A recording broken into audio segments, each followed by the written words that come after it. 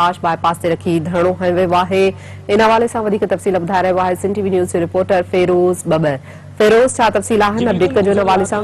नसीमनगर bypass ते hotel ते झेड़े वारो वाक़ियो पेश आयो, जंहिंमें नौजवान बिलाल काका जेको आहे उहो फौत थी वियो, जंहिं बाद नौजवान जे वारसनि पारां हिते बाईपास ते लाश रखी धरणो बि हंयो वियो। हिन वक़्त ताईं जेको आहे उहो नसीमनगर बाईपास ते धरणो जारी आहे। मुंहिंजो कैमरामैन तव्हांखे ॾेखारे सघे थो, हिते काफ़ी तादाद में जेके आहिनि उहे माण्हू गॾु आहिनि ऐं हिते जेको आहे सख़्तु नारेबाज़ी बि कई पई वञे। हुन खां अलावा जेको आहे हिननि धरणो जेको ख़तमु करण खां इनकार करे छॾियो आहे। जॾहिं त हीअ नौजवान जेके हिते मौजूदु आहिनि, असीं कोशिशि कंदासीं त असीं कंहिंसां ॻाल्हि ॿोल कयूं त हीउ धरणो छो लॻल आहे। जेसि ताईं अफ़गानी पठान गिरफ़्तार न थींदा तेसि ताईं असांजो मुतालबो आहे त रोड बंदि हूंदो।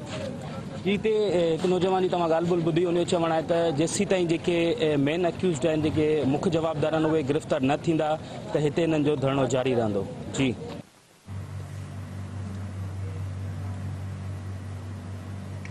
वॾी महिरबानी फेरोज़ अपडेट करण जे लाइ। नाज़रीन खे वधीक ख़बर ॾींदा हलूं त कलोई में अॻूणे वॾे वज़ीर अरबाब गुलाम रहीम ऐं अरबाब लुत्फ़ुल्लाह में ठाह लाइ मेड़ मिंत काफ़िलो रोड ते वेठल आहे।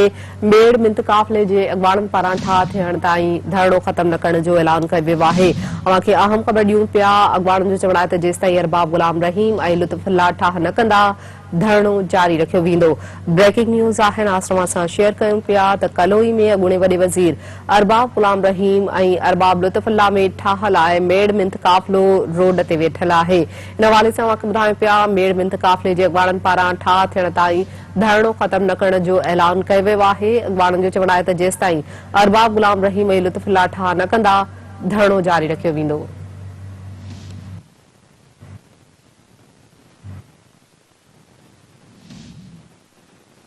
अहम ख़बर ॾियूं पिया नाज़रीन खे, कलोई में अॻूणे वॾे वज़ीर अरबाब गुलाम रहीम ऐं अरबाब लुत्फ़ुल्लाह में ठाह लाइ मेड़ मिंत काफ़िलो रोड ते वेठल आहे। मेड़ मिंत काफ़िले जे अॻवाणनि पारां ठाह थियण ताईं धरणो ख़त्म न करण जो ऐलान कयो वियो आहे। अॻवाणनि जो चवणु आहे त जेसि ताईं अरबाब गुलाम रहीम ऐं लुत्फ़ुल्लाह ठाह न कंदा धरणो जारी रखियो वेंदो।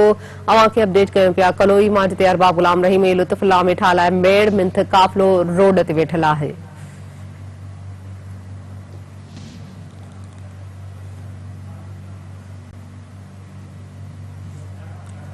कलोई में अॻूणे वॾे वज़ीर अरबाब गुलाम रहीम ऐं अरबाब लुत्फ़ुल्लाह में ठाह लाइ मेड़ मिंत काफ़िलो रोड ते वेठल आहे। मेड़ मिंत काफ़िले जे अॻवाणनि पारां ठाह थियण ताईं धरणो ख़त्म न करण जो ऐलान कयो वियो आहे।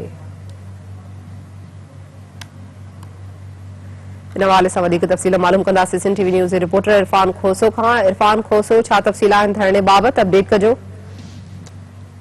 कलोई भरिसां ॻोठ खेतलारी में अरबाब ख़ानदान जे ठाह लाइ नोड़िया बिरादरी ऐं ॿियनि बिरादरियुनि जो धरणो गुज़िरियल 24 कलाकनि खां जारी आहे, जंहिंजी अॻुवाणी नोड़िया बिरादरी जो पघारो अरबाब जलालुद्दीन जो चाचो अरबाब इक़बाल करे रहियो आहे। मुख़्तलिफ़ बिरादरियुनि जे माण्हुनि जो चवणु आहे त जेसि ताईं अरबाब ख़ानदान जा अॻुवान अरबाब गुलाम रहीम, तहरीक इंसाफ़ अॻुवान ऐं PPM ते अरबाब लुत्फ़ुल्लाह ठाह न कंदा तेसि ताईं असांजो धरणो जारी रहंदो। असांजो मक़सदु सिर्फ़ु इहो आहे त अरबाब ख़ानदान हिकु ई हुजे, भले केतिरा ॾींहं धरणो हुजे, असां वेठल रहंदासीं।